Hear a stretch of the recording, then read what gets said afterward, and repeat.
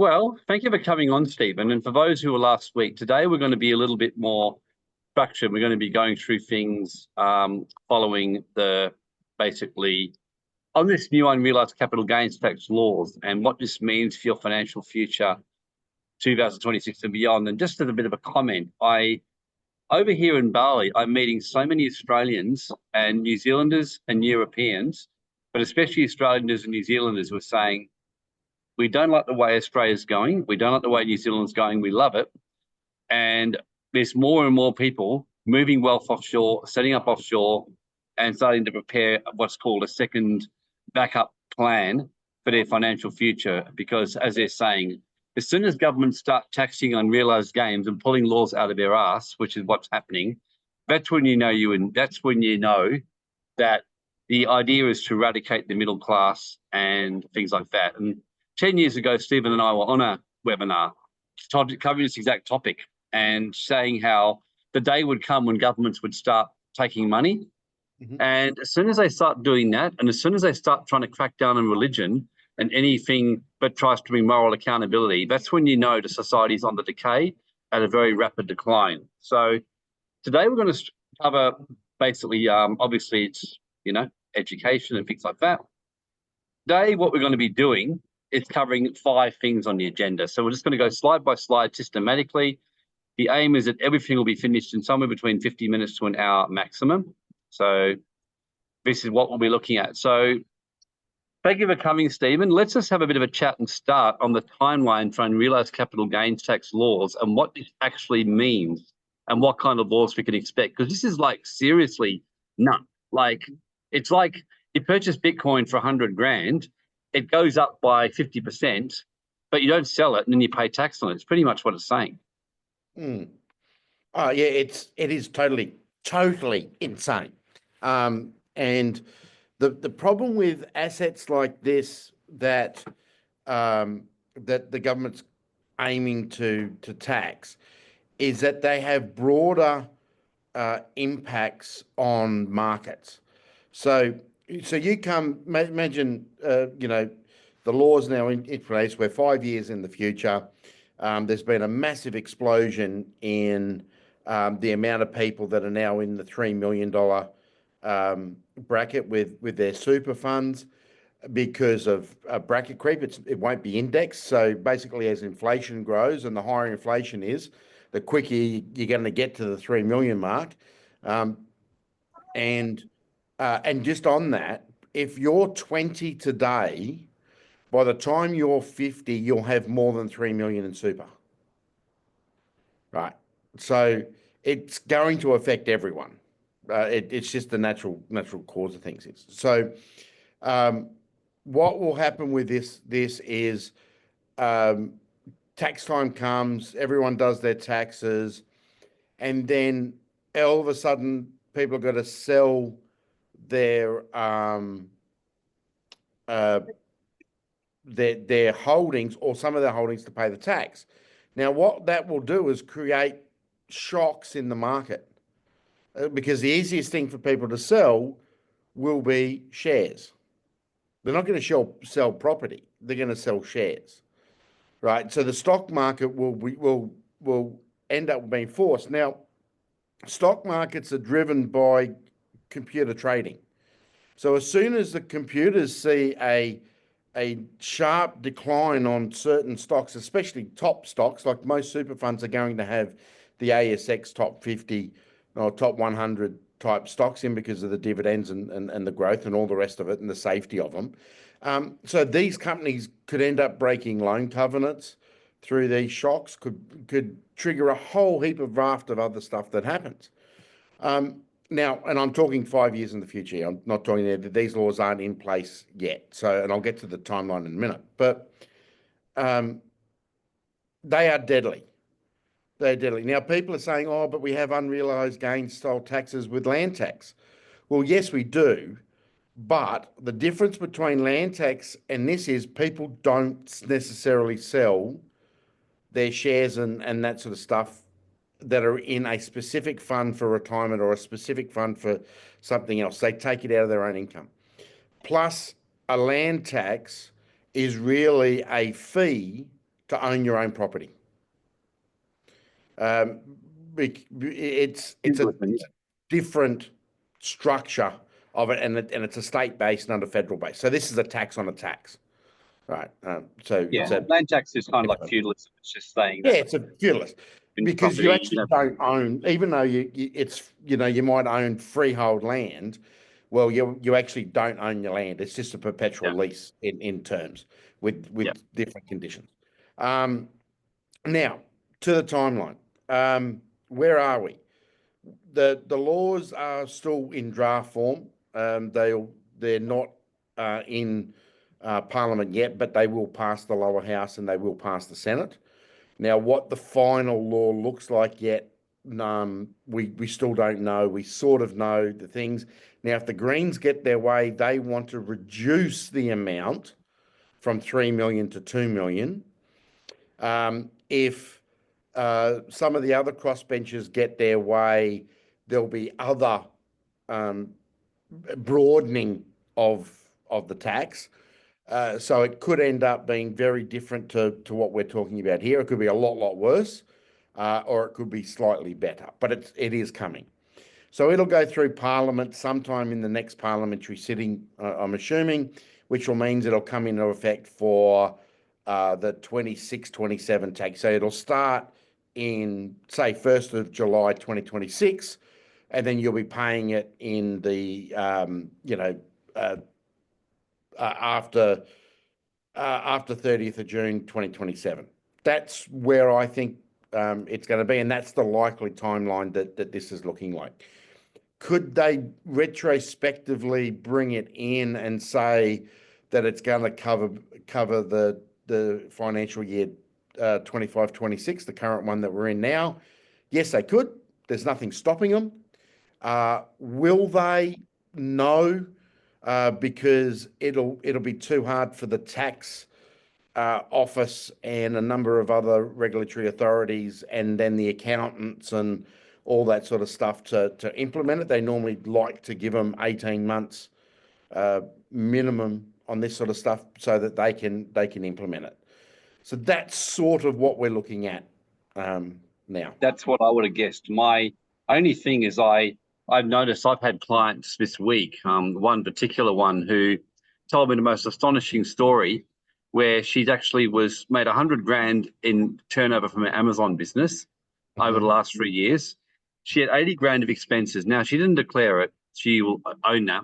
She got audited on it, and the auditor refused to look at any of the expenses she'd given, the 80 grand cost of goods sold, and basically taxed her on the full 100 grand without a single deduction, hit her with the largest penalty that they could, and she's just been given a 90 grand tax bill and got a 7-day payment notice, or we're going to go after her. And of course, she's a pensioner, and her accountant I spoke to him said, this is actually happening all the time at the moment. I don't know what's going on. I said, well, I think they're doing exactly what you and I talked about 10 years ago. The government are collecting money any way they can, turning into straight out crime gangs. There's more audits. They just put another 999 million into task forces.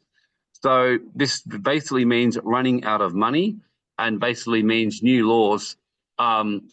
As Bastiat said in his book, The Law, it's very easy to use legal to disguise robbery, violence, and thuggery. I remember back in the, well, I don't obviously remember it, but back in the 13th century, at one stage, it was actually a law brought in that the king's soldiers could have first right to the virgin brides.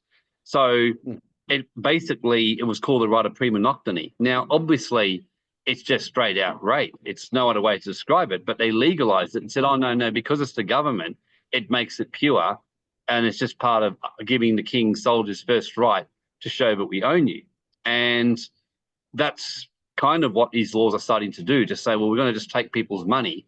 And what the very wealthy are doing, or people who've got money, but just going, shit, moving their money quick, smart. I was talking in, I got stirred the other day, so I've got to be careful how I word this, Stephen, but I said I was chatting in the hot tub to some guy, and of course, everyone on this webinar said, what? This meeting, like, what were you doing talking in a hot tub with a guy? And of course, I realized it sounded very bad, but you know what I mean. It was a very big hot tub. We were chatting. He was from Australia, and basically he said, he said, I believe in Australia. I love Australia. Did all my life, but I'm setting up Plan Bs, and I've been doing it for the last probably 6 months, he said. I can see problems, big problems. So Yeah. yeah, So I've got two guys that I've been dealing with for ages that have got very large self-managed super funds. One guy's lucky enough; he's over retirement age, and he's just decided to cash the whole lot in and put it basically into a private auxiliary fund, so he can work out what to do with it. And the other couple, young professional couple, they're just going to close their fund down and push it straight into industry super. Because that's the other problem, as you and I have faced with a couple of clients, Warren, is, well, what do you do with a self-managed super fund? If you want to leave, is it's very restrictive now on what you can and can't do with it, especially if you're in your 30s or 40s. And that's yep. where I think financial planners that specialise in self-managed super funds are really going to have a run on them themselves shortly. So, Oh, look, I think it could go a bit crazy the next few years, and everyone I'm speaking about, which kind of leads me to the next part of this. Like, the Western civilization crisis will impact Australia, and I will kind of start by making a few comments before I get you to comment.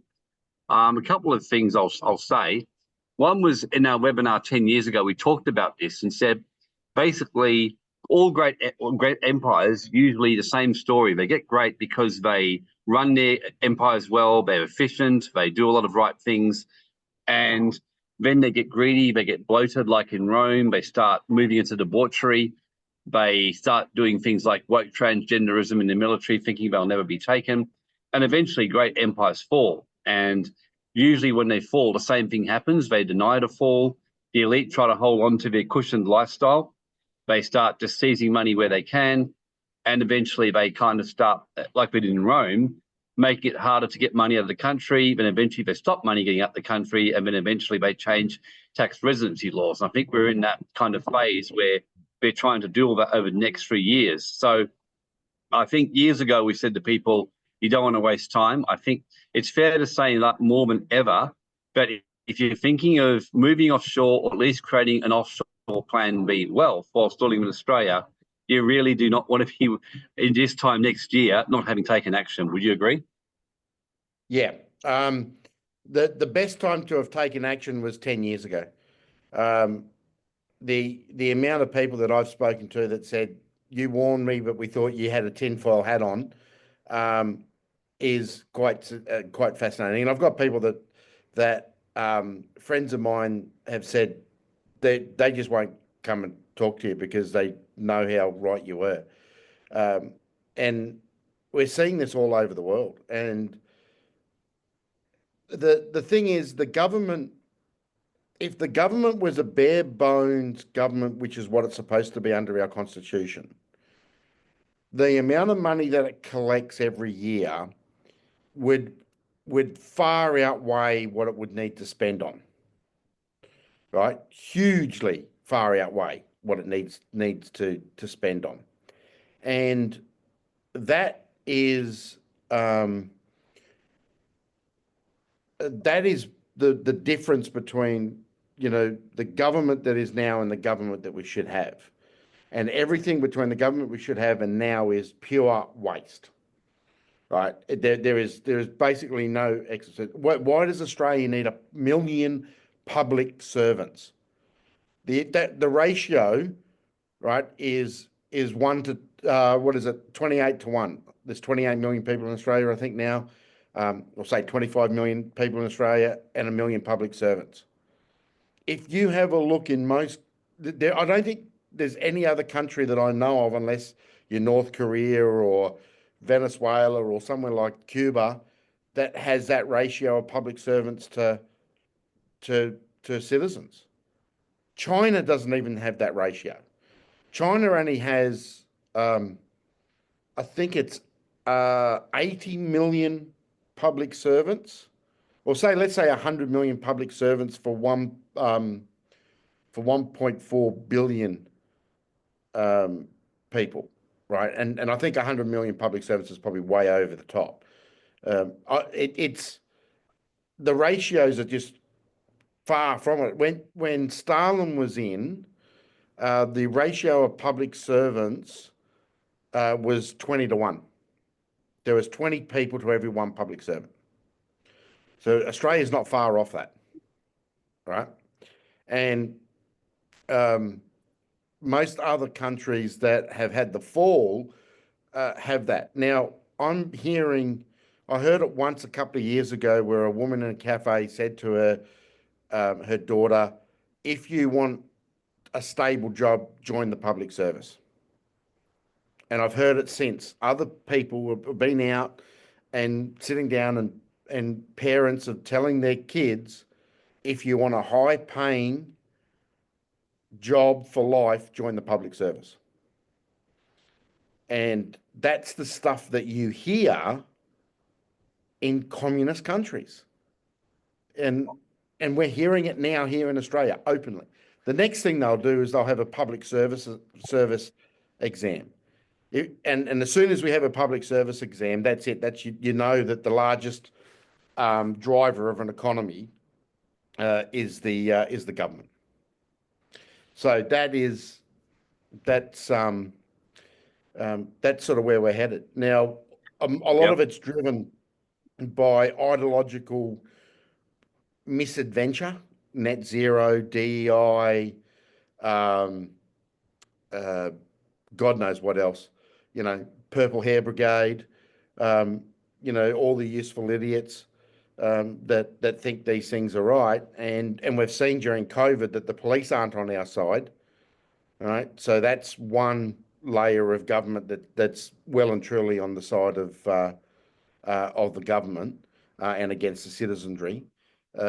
Where the military stands at the moment, I would still say that the military is sided with the government with an outward-looking view. We haven't got to the stage yet where the military has been called into riot gear and sitting on the streets. It's been sat on the side, but it hasn't actually gone into frontline fights yet. So the demise of the Western world is really going to impact us because we're right in the middle of it. We're one of the test beds between us and us, Canada, and the UK. We're basically the test beds for the Fabian. We're the dummy rats. Yeah. We're a great test bed because we're an island that is self-contained. We're easy to shut down. And we've got a convict basis where we're used to being railroaded by government. So when government said, please give up your guns, we said no problem, and we did. When they said, please give up all your rights during COVID, 73% said, yep, sounds great. And anyone who doesn't, we'll gaslight them. That's Australia, whereas America was completely different, completely different. I mean, they would put in the media like New York and California, which, Australia assumes is America. But I was speaking to people over here who were in America during COVID and said, life went on as normal. Yeah, it depends on where you were in the States. The US was like, if you're in Alaska, like I don't think they've even got the news yet that COVID's happened. But and Florida and some parts of Texas and that sort of stuff. Utah. But if you're in the blue, what they call the predominantly blue states, Chicago, Boston, New York, Washington, D.C., California, and so on, they were places of hell. People were fleeing them in droves, and that's and people still are. So California at the moment, I was talking to a friend of mine over there with his business, and he rents U-Hauls. The trucks, the U-Haul renter trucks, like our renter trucks out here, whatever. Every couple of months he rents one to go and do collection of stuff for his missionary stuff. And the last 2 times he hasn't been able to rent one because they're all being used by people that are fleeing California. He said the guy told him, he said, we haven't had one in stock for ages because they're all in places like Texas and Nevada and all that, and no one wants to drive them back. So they're Wow. all doing one-way trips of people leaving. So we will see a lot of that. Southeast Queensland, a lot of people moving to Southeast Queensland at the moment are from Victoria. Yep. You know, And pissing off the Queenslanders no end. yeah. Oh, shit, yeah. Yeah, we don't want them up here. We don't want the socialist bullshit up here because that's what they bring with them. And that's the problem is you get the internal migration and it changes everywhere else, and then they wonder why it's shit. Yeah. At the moment with the immigration around the world is being driven by those that take, not those that give. And the basis of countries like Australia and Canada and the US has always been about immigrants that have given more than the locals. If you have a look at during the 50s and 60s in Australia, the place was built by Greeks and Italians and Turks and Croatians and Poles and all that, those people that moved here. They gave a lot, they assimilated, they did it. You have a look now, the immigration that's happening is there's no skill coming in, so you can't build on a middle class. You can't Yeah. spur one of the cornerstones of a great country, and that is the middle class. Well, this is Right. like I was talking with some guys over here, and we're all talking about this issue. And basically, Victoria says, "I will let in refugees from Somalia, Sumatra, Mozambique, or whatever, who come in, carry over the same trauma they experienced, violence, all that kind of stuff, rather than go, hey, let's just bring some, basically bring people in who are skilled and things that can make a difference and who can build a society and improve our standard of living. Like, a lot of migrants who came 50 years ago to Australia made a great difference. They worked harder, they had a great work ethic. But yeah, no, today we've turned, and you contrast somewhere like Poland, which I was talking to people over here from Poland, and that's a shining light in Europe because it says, well, no, we're not going to just let you come in and change our way of life. So every Polo loves their country. Yeah, Hungary is the same.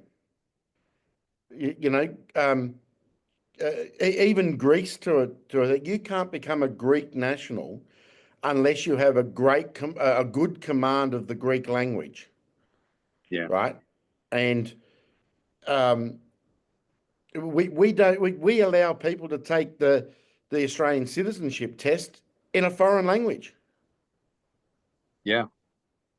Right? Well, basic. No. So, do you think China and Brazil and other countries let you do that? No fucking way. Yeah. Right. No. Well, what I might do now, Steve, we give up too much.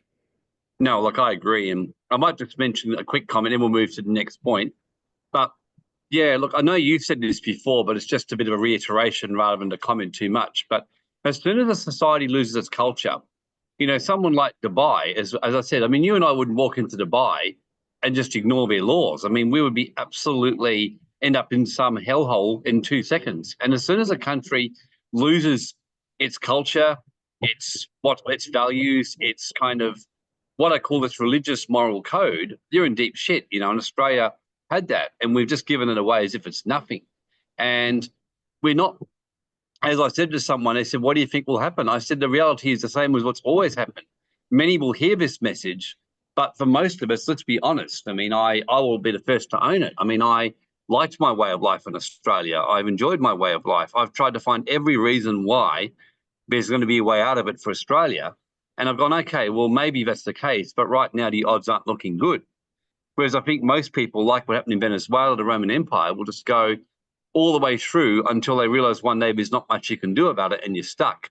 So the big reason, the next thing I want to bring in, it's like point number 3, is depression-proof strategies that survive, economic collapse. In other words, there's going to be a fallout out of this. Obviously certain things will collapse and certain things won't. But before we go into the certain things that won't, which is a little bit, further at the end, what are the kind of things that people should be doing now? And obviously we're going to talk about this heavily in our event on the weekend, but just in a brief 3 or 4 minute summary. What's just a bit of a sneak preview of the kind of stuff you'll be speaking about in our event that people need to do?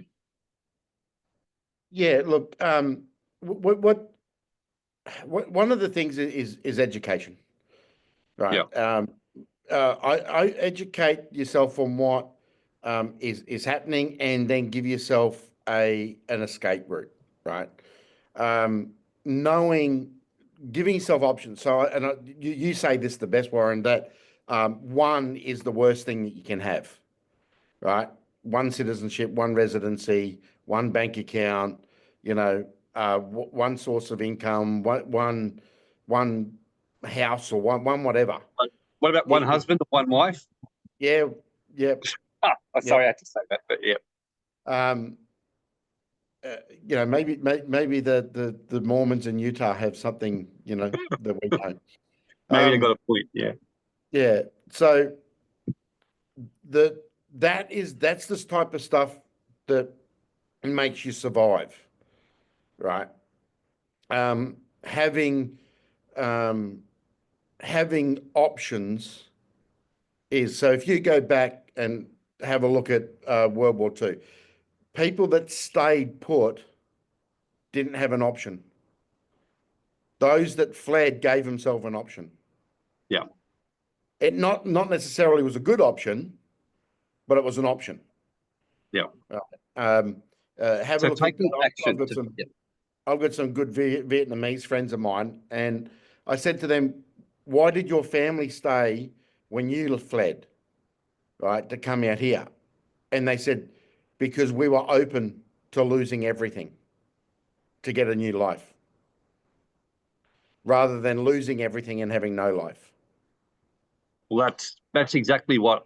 When I was a kid, one of my best friend was from Zimbabwe, and he literally, what happened was, that's exactly what happened to him. Their parents were in denial because they had a good lifestyle. They were middle class, that it would be as bad as it did. Everyone, their friends were begging them, "You've got to get out," and they didn't. They had lots of wealth, and then one day they were on a bus, and next minute a group of coloured soldiers, because it's obviously it was apartheid, ordered everyone out, and they said they'd never been so scared. They thought they were going to be shot. By a miracle, they end up not shooting them and letting most of them go. And they fled the country with $10,000 and started with nothing. And they were just glad to get their freedom. And the point was, as you said, we could have left 3 years ago and left with our money, but they chose not to. And then the government kind of cracked down. And again, I always tell people the best insurance policy is the one that you waste your money. In other words, I'm sure you'd agree. I love spending car insurance and not crashing my car. It's great. I like paying health insurance and not getting sick. And so this stuff we're going to talk about today, this is stuff you hope you spend, and 2 years' time will be a bit annoyed at us, or 5 years' time, and realize that basically you say, well, what these guys said didn't happen. The best case scenario is that we're wrong and that life goes on as normal.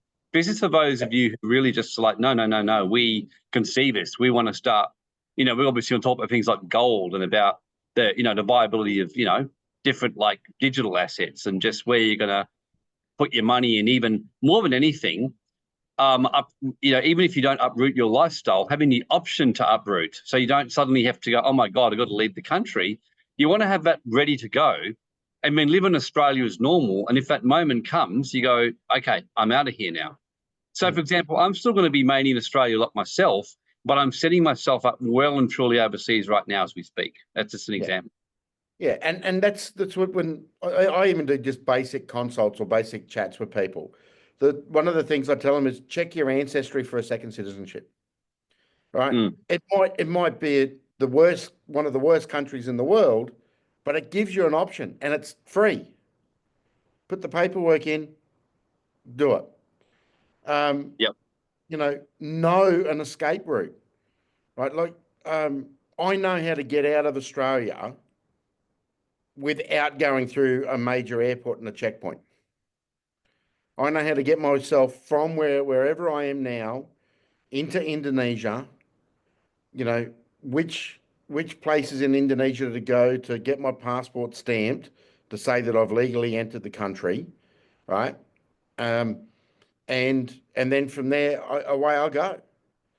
And the good thing with Australia is we've got big borders and there is a lot of smuggling routes, you know, and it's very, very easy if you know what you're doing to how to get out of the place.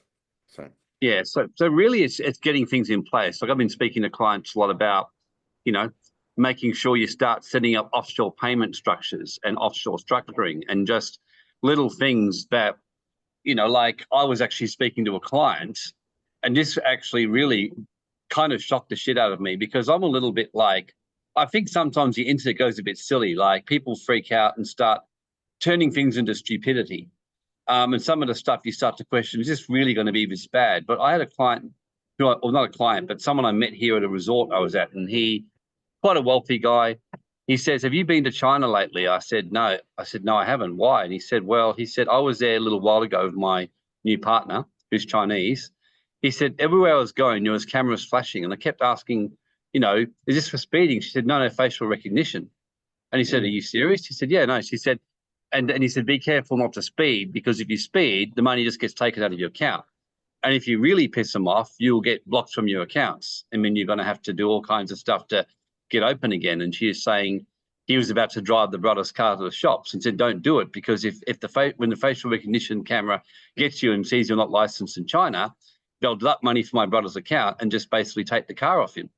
So he just said he kind of left China a little bit dazed and in shock and thinking, this is the kind of stuff that could end up happening in Australia and the Western world. And I was kind of like, with all the cameras I'm now seeing all over our freeway, I'm like, well, I hope I'm wrong, but I think we're a few years away from it, the way this is going. And so and we look, definitely want to be. And to be fair to the Chinese, it's not everywhere in China either, right? Yeah. It's the major cities. It's where the major population base. So China very much uses the 80-20 rule, right? Let's control the 80% and the other 20%, who cares, right? And that's where we are in Australia. There's 40% of people that will just jump on and agree with everything that the government's doing and thinks it's great, you know, like this, the unrealised capital gains, like the under 16 ban for social media. Then there is the other 40% that are automatically so against it that they're so paralysed that they'll never take action. And it's the group in the middle, the 20% in the middle, that the government really doesn't care about because it's already gone. I've got 80% of the population, Yeah. right? And we saw this during COVID. It locked down 80 to 90% of the population, and then the other 10%, who cares, right? They gave in the end, right? So Well, you that's where notice as soon as yep. You want to be in that group that the government's just going to go, who cares about? We've already got 90% or we've already got 80%, right? And if you're in the 40% that is so against what the government's doing, but you're so paralysed, you might as well be for everything that the government's doing, because you're not going to act, right? You're just going to sit there like a mushroom and you know, in the dark and get fed bullshit, or boil away like a frog. So you want to be in the 20%. Then out of that 20%, you want to be in, right, the 20% of the 20%. So you want to be in the 4% that really takes action, that has the plans, that goes and does anything, that the government then, they basically will just go, yeah, who cares? If they go, we don't have a resistance. And this kind of is, reminds me. Yeah. so if you have a look through history, right, that's pretty much what, like during World War One, during World War Two, most of the world wars, the resistance was made up of people that the government had let go, and then they started. Right, the foreigners, like the Greek resistance, the French underground, and the all that sort of stuff. And in some cases they just go, yeah, let them go. They'll burn themselves out. They'll burn themselves out. So Like that. that's where you want to be. You want to be in the 20% of the 20%.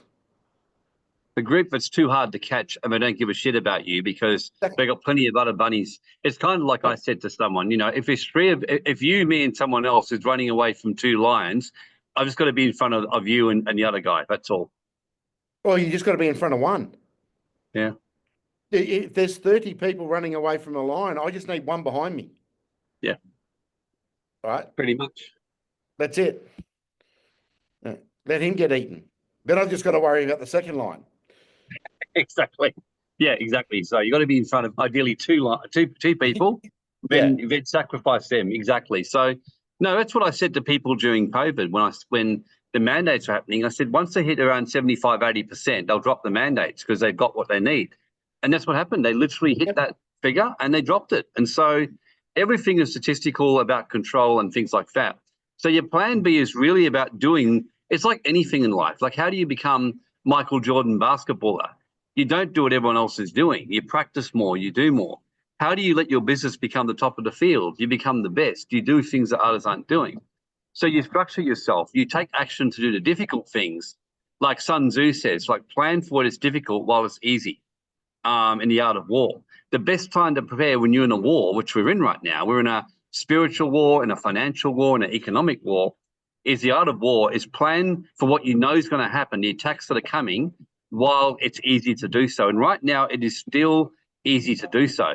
It's not going to be much easier to do for very much longer. I can already see the squeezes. There's task force happening with offshore, but it still can be done. And this is the time, not 6 months' time, not a year. This is the time to do it. And really what we're teaching today is for those who hear this and will take action. If you're paralyzed, that's fine. Just the most important thing is start taking some micro goals or micro steps, like Stephen said. So getting your advanced plan B, or at least starting to formulate something or get some advice or help. Would you agree? Coming to the event, talk to someone. And look, it's not that hard. It's the steps are very simple, right? If you've got one bank account and it's in Australia and you're afraid of the government, well, look at a bank account offshore, right? Yep. You can open a Wise account, the first thing. If you've got one citizenship and your ancestry is from, I don't know, let's pick a place. The ancestry is from Germany, right? Yep. Well, you can get a German passport, or if you're from Ireland, right, or from Hungary and places like that. Even the Philippines, if you've got Filipino ancestors, depending on how connected it is. Yeah, my kids are doing that. They're actually going with Grace to Philippines to get their second passports because they all said to me, I've got all boys, they said, we're nervous about the possibility of being conscripted for some stupid banker's war. So they're already going there to make sure that if there's any sign of it, they can just get out quick smart. Yeah. Knowing where you can easily get a second residency. One of the best things that's ever happened to this world is the digital nomad visa. Right? You can apply for a digital nomad visa and then don't activate it and just get another one. Like, get one in Greece and then go and get one in Costa Rica or get one somewhere. Just kept getting different ones every year, right? They cost $50 or $60. But knowing how to do it, so you've got it in case you need it. Right? Yeah, there's a few little tips we'll be sharing on the weekend about this, there's lots of things you can do. So that's kind of why we're doing the event, because there's only so much you can say on a podcast. But getting a second passport, getting some structure set up, more than anything, I'm a big believer, Stephen. I tell people is micro goal setting. Micro goals. Setting micro goals, get one done, another micro goal.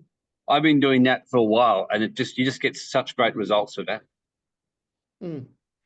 100%. And look, there's probably I'm just trying to think. So if you run your own business, there's very few businesses that I'm struggling to think of one that can't be transported to another country, right? So one of the things that you can, is one of the best asset protection tools is don't have a job, right? Exactly. Because if you've got a job, you're at the lowest form of people, and when I say not in as in the hierarchy of the world, Those with jobs are at the bottom because it's the pyramid, right? Those that are self-employed are next. Those that own businesses are next, and those that are investors are sitting at the top. And that's just how it is. If you have a look at all the very wealthy in the world, pretty much all of them are shareholders and are the majority or controlling shareholder in a listed vehicle, in a stock exchange listed company. Right. Yeah. Love it. So they all have traits. Yeah, brilliant. Well, so in summary, that's what we'll be covering. We'll be going through what Stephen said in more depth, just about the different things, even some micro goal setting you can do, and the kind of steps you've got to take, like a bit of a checklist we'll do on the weekend. The last thing we're going to cover before we take questions and complete within the promised time frame is how to position yourself for the kind of opportunities. And obviously, I say we're financial educators. We are not giving investment advice. Do not go in that. But what's the kind of positioning that people can do? Because obviously we're going to see a big meltdown of things, but there's also going to be things that are quite the opposite that will do very well in times like this. Like I'm noticing that Bali property is going up quite a bit in the last 2 years, like a lot, as people are going like, screw Australia, let's get out of here. What are the kind of stuff you can see? It's back to the basics. It's back to solid physical assets, I reckon. Yeah, physical hard assets and industries that are hard to do without, essential needs industries. Food, housing, energy, home services, car mechanics, all that. So and anything where people need the service. So if it's a service-based stuff, and I think now there's a lot of opportunity for people to get into their own business, to pivot away from a job. Yes. And the reason I say that is I think being your own boss is a better better way forward because it gives you more choices. Oh, look, I mean, I was saying to a friend of mine over here who's had a FIFO job and he wants to stop and do health coaching, and he's amazing. He's the guy I hang out. We go motorbike riding and places like that together. I said to him, with these days, I said, I'm astonished. I said, 35 years ago, when I was very young and I was working, I can remember I had to write shit out, Stephen, give it to the typists, and they would type it for me. I remember learning piano because I'm a very good piano player. I can play rock and roll and jazz, and I had to listen to a record, basically playing and keep moving it back and forward because you couldn't get any of the old rock and roll in CDs or cassettes at the time. Yeah. And I said to them, now you can trade online. You can create an income stream with ChatGPT and Claude and Descript and video edits in about 30 minutes. You can just I'm absolutely horrified, and I'm a good copywriter. ChatGPT and Claude shit all over me, excuse the French, with writing landing pages. Like we tested one the other day and I was like, that's like so much better than mine. And I was just in shock.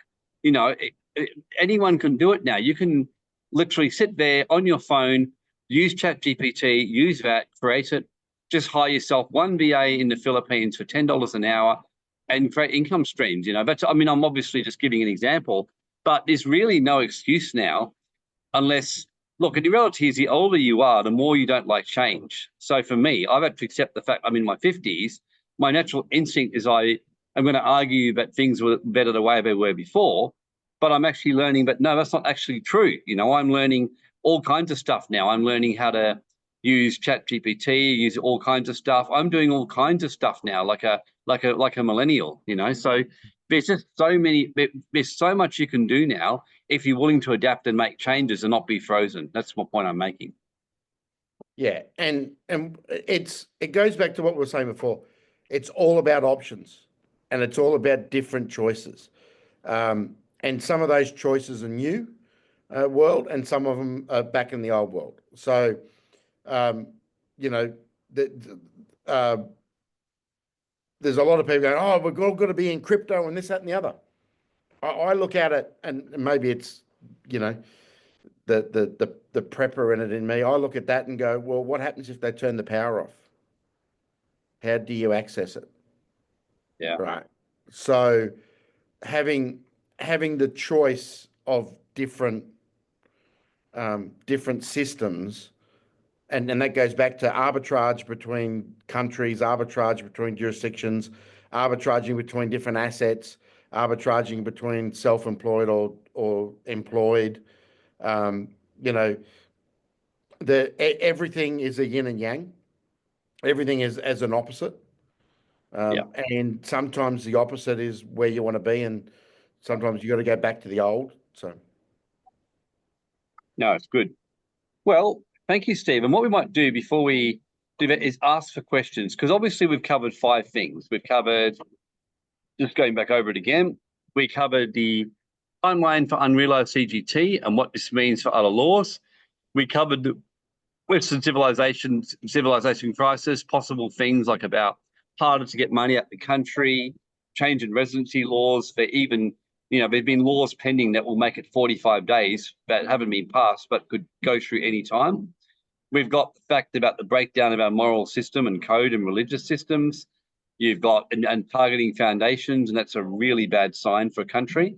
Depression-proof strategies we had a brief discussion about, and the kind of things you can do, and an advanced plan B.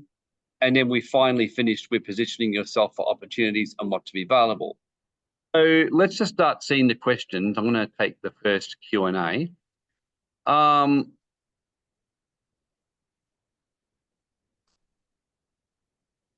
So there's quite a few in here. A non-registered trust a good idea? Has a bank account, but the trust doesn't have an ABN. I will comment on that one. The problem is, as soon as you start dealing with things that aren't mainstream and not in the system, banks start stopping giving you access to it. There's usually so many better ways to do that. Like, there's like hundreds of countries in the world. It's like one car doesn't work. There's plenty of other models you can get. So I'm just not a big fan of unregistered trusts in Australia. They just don't work very effectively. I mean, it depends on the country you're in. Like some countries, they are perfectly fine with unregistered trusts, but they're fewer and far between now. I'm sure Stephen would confirm that when they used to be, but they're very difficult to work in the real world. They're a theory more than anything else. So one comment I'll mention, and Stephen, I'd love to get your comment on this. Paulie says, one of the Australian banks has written to me about my deposit, stating, if I have a tax residency outside Australia but will not provide banking service, it's a change of terms and conditions. And if I did get one, which I don't at the moment, I wouldn't tell them. That sounds pretty interesting, doesn't it? That probably gives you a bit of an idea. Without knowing the bank, it's hard to comment on anything specific. But there is, you got to remember, banks are businesses. Heartland right? Bank. Yeah, in my mind, a bank that's not real. That's not a real bank. That's a toy. There's you want to be, and one of the things that you do with banking is everyone runs to the Heritages and the Bendigos and all this sort of stuff, but at the end of the day,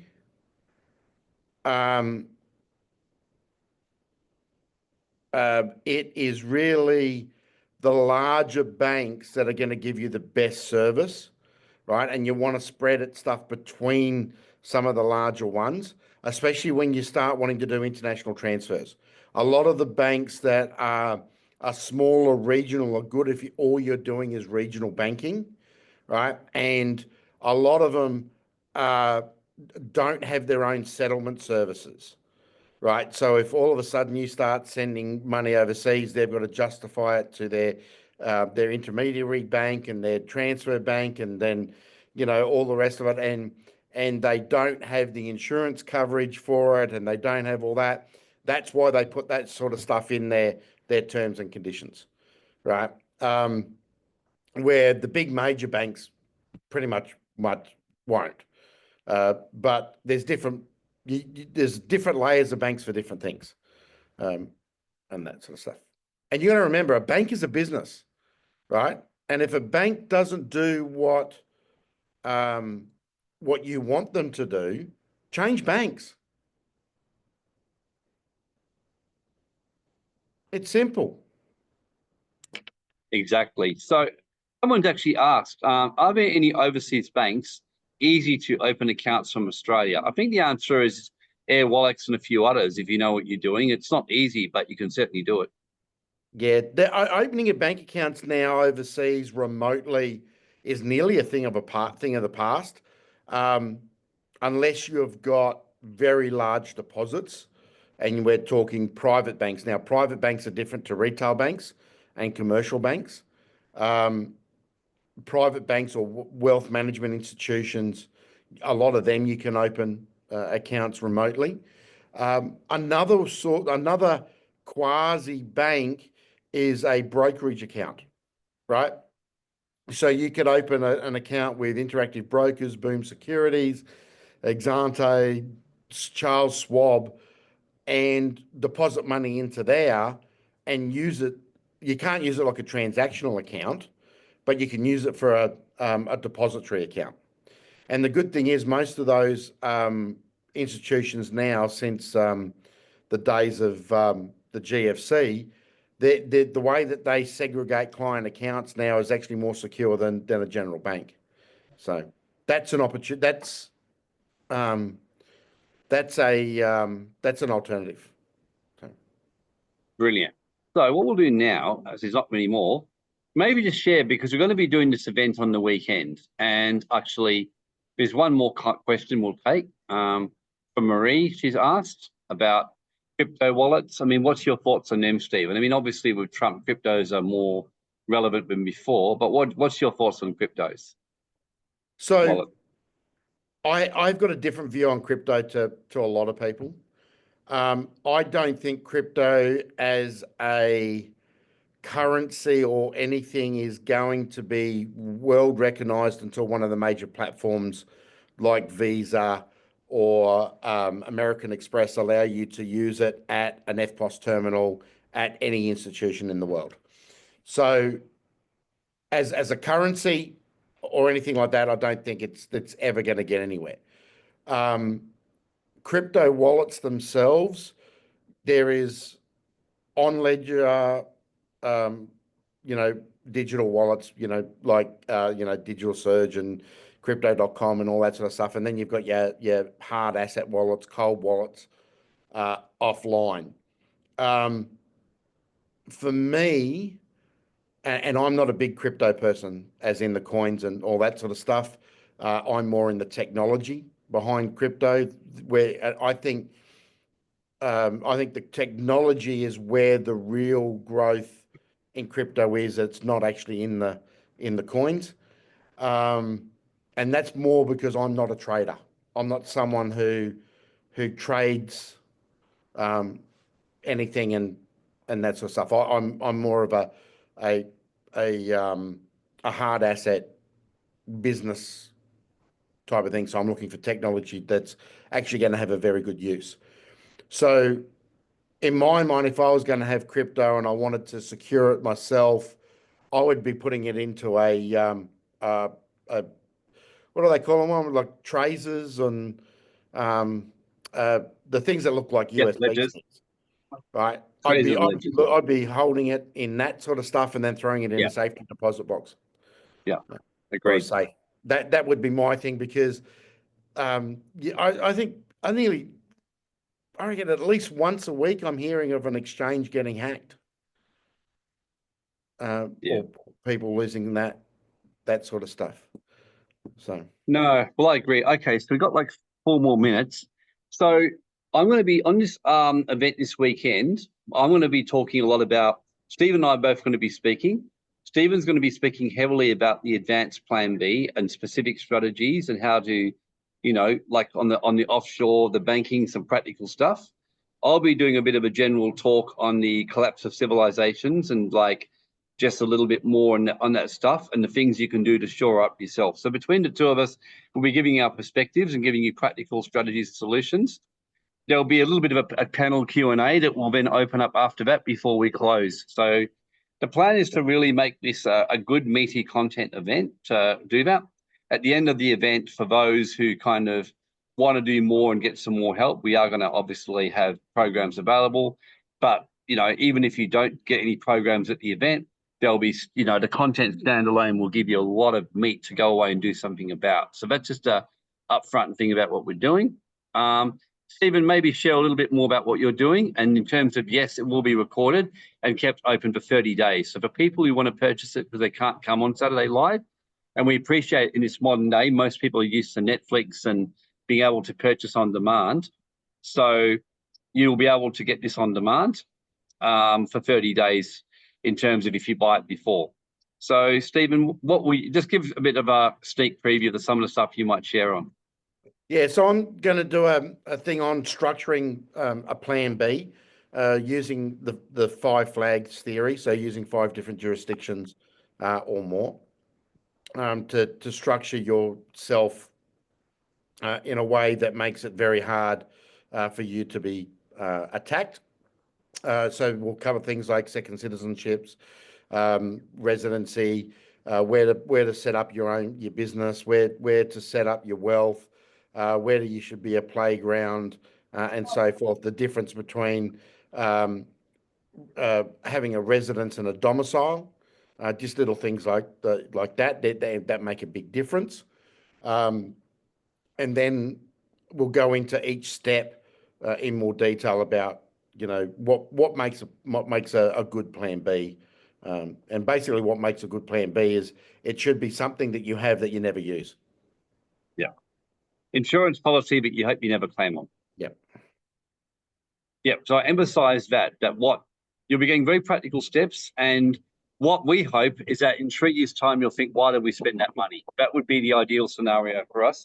Even though for our ego would look great if it all plays out like we say. But honestly, I prefer the world improves and gets a lot better and none of this happens. So, yep. So just I put the link in the chat. I think a lot of you here have already signed up. Just raise your hand or type a Y if you're planning to. If you haven't signed up or planning to sign up and attend, just basically raise your hand or give a message. Yep, getting quite a few. Quite a lot, in fact. Yeah, no, look, great. It will be great content. We plan to make this really damn good, really juicy. So you get some pretty decent stuff out of this because honestly, we want to help. You know, if you're willing to help yourself and take action, we want to help you. You know, we want to make a difference and help people get through this because this is going to get ugly. This is just my own personal opinion. I think it's going to get ugly. Like COVID got uglier than we ever saw. I think it will happen with this. And again, I hope I'm being overly pessimistic. And if I am, I'll be extremely pleased and happy to be wrong. So thank you for coming, everyone. We finished exactly on an hour and we did. So I'm very pleased about that. So anyway, we will see you, some of you on Saturday. For those who we don't, thank you for attending. Thank you for support of what we're doing and keep spreading the word. And hopefully we can help as many Australians and people as we can basically save your financial future so you can live some damn good lives and enjoy living overseas and doing stuff that we do. And the other thing to remember, guys, before we go is there's more than just finances in this. Lifestyle. Lifestyle is a very big, underrated part of everything. Thank you for saying that, Stephen. Look, so we finished technically, but I'll make one last 30-second rant. I'm the kind of, and I said this to my friend, I would rather be broke and happy, enjoying my life, living in a cheap third country like this, living simply, than trying to survive on a high cost of living in a world that's gone completely crazy. And I mean, life is too short. I mean, my mum died, as some of you know, 6 weeks ago, and that really changed my life. I'm still processing all that. That was like life-changing for me because you don't realize how important your mum is, and you realize that someone who's there all your life is just gone. And it still shocks me. I'm still horrified, and I'm so glad that towards the end we stopped fighting and we're getting on really, really well. And she always said to me about enjoying life, just really enjoying your life. And I mean, the one thing that Stephen, myself, and all of you have in common is we came in with nothing and we'll leave with nothing. And we really want to enjoy our time here and have the best life possible. And don't, let the love of money and the fear of that choke that, So plan B your life so you can just enjoy your life and have a quality of life. And if you're not liking Australia, I've noticed that every time I leave Australia, I feel a million times happier. It's become I still love the country, but it's become a more depressive place. So look, if you love living in Australia, keep doing it, but take your plan B, just so if you stop loving it, you can do something about it rather than be stuck. Definitely. Okay. All right, guys. Thank you Thanks, all. everyone. Yeah, That's it. bye. Bye.